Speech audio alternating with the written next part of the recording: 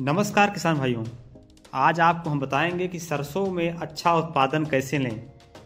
किसान भाइयों, अगर आप सरसों में पहली सिंचाई करने जा रहे हैं, अगर हम जो बताने जा रहे हैं अगर इस खाद का प्रयोग करेंगे तो आपका अच्छा उत्पादन होगा। नमस्कार किसान साथियों, आज हम आपको बहुत ही अच्छी जानकारी देने जा रहे हैं। जैसे कि आप जानते हैं कि सरसों में पहली सिंचाई का समय आने वाला है, क्योंकि सरसों सभी लोगों ने बो दिया होगा। सरसों की पहली फसल लगभग 15 दिन की हो चुकी है, लगभग 15 से 20 दिन 30 दिन की सबकी हो चुकी है। अब किसान भाई फसल में पहले सिंचाई करने की तैयारी कर रहे हैं, लेकिन कई किसान भाइयों को सरसों की पहली सिंचाई के बारे में सही जानकारी नहीं होती है और अधूरे ज्ञान के साथ वो सरसों में सिंचाई कर देते हैं, जिससे उनकी फसल में काफ़ी ज़्यादा नुकसान होता है, जो शुरुआत में ही किसानों के लिए किसी सदमे से कम नहीं है। सरसों की फसल में पहली सिंचाई आपकी फसल का 50% उत्पादन निर्धारित करती है, उत्पादन बढ़ाती है। अगर आप अपने सरसों की खेती कर रहे हैं तो आपको पहली सिंचाई कब करना है, इसकी आप जानकारी आपके लिए बहुत ज़रूरी है। किसान साथियों, सरसों में पहली सिंचाई का समय सरसों की फसल के विकास में बहुत ही महत्वपूर्ण भूमिका निभाता है। अगर आपने अपने खेत में अगर आप मेड़ी बना कर सरसों बोए हैं तो आपको सिंचाई करने में आसानी होगी और सिंचाई करना आपके लिए सही होगा। पहले सिंचाई का समय मौसम के तापमान पर भी निर्भर करता है, इसलिए ठंडे मौसम में यह समय 1, 2, 3 दिन आगे पीछे हो सकता है। आप किसी भी मिट्टी में सिंचाई करने जा रहे हैं तो तापमान बहुत विशेष महत्व रखता है।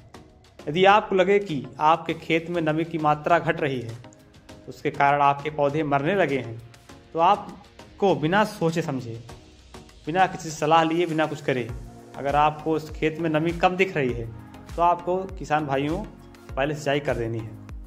लेकिन सामान्य अवस्था में आप 20 से 25 दिन 30 दिन के बाद ही सरसों में पहले सिंचाई करें। सिंचाई का सही समय सुनिश्चित करता है कि पौधों के पास कितनी नमी है, तो उस समय सिंचाई करिए।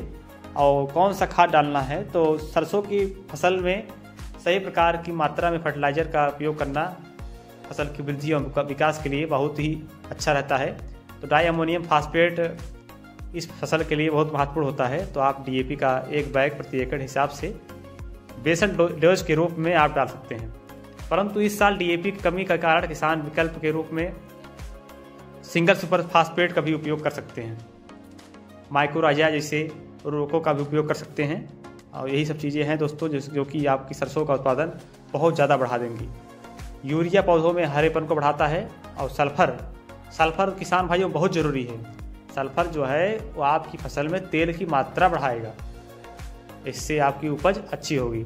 साथ ही साथ सल्फर पौधों का जड़ों का विकास को कभी अच्छा बनाता है और फसल को फंगस जैसे रोगों से बचाता है। फसल में पोटेशियम साइनाइड और मैग्नीशियम का उपयोग करना भी अत्यंत आवश्यक है। यह पौधों में मजबूती लाता है और उसे रोग प्रतिरोधक क्षमता प्रदान करता है। लेकिन किसान साथियों, अगर आप बुआई के समय सल्फर और DAP डाल चुके हैं तो आपको सिंचाई करने के बाद नहीं डालना है। पहले सिंचाई करने के बाद सबसे पहले आपको बेसल डोज में DAP सल्फर का उपयोग तो बिल्कुल नहीं करना है। आपको इन्हें न डालकर आपको अपने बेसल डोज में उसकी पूर्ति के साथ यूरिया, जिंक की मात्रा का छिड़काव सरसों के लिए बहुत ही अच्छा है। यूरिया का छिड़काव करते समय आपको यह ध्यान रखना होगा कि आप यूरिया का छिड़काव फसल में सिंचाई से तुरंत पहले करें, सिंचाई के बाद यूरिया न डालें, क्योंकि अगर आप सिंचाई से पहले यूरिया का छिड़काव करेंगे तो पानी के साथ घुलकर पौधों की जड़ों तक आसानी से पहुंच जाएगा, जिससे आपकी विकास तेजी से होगा और आगे चल के आपकी फसल बहुत अच्छी होगी। तो किसान साथियों, इन सब बातों को ध्यान रखिए। सल्फर और DAP का उन्हीं लोगों के लिए बताया जा रहा है जो बुआई के साथ नहीं उपयोग किए हैं। तो आप सिर्फ यूरिया और सल्फर का मात्रा प्रयोग करिए, जिससे आपकी तेल की मात्रा अच्छी हो, फसल की पैदावार अच्छी हो और फसल की अच्छी प्रकार से उसमें उसका उत्पादन हो। तो किसान साथियों, ये वीडियो कैसा लगा, वीडियो को कमेंट के माध्यम जरूर बताइए और वीडियो को अपने साथी किसान साथियों के साथ भी शेयर करिए। धन्यवाद।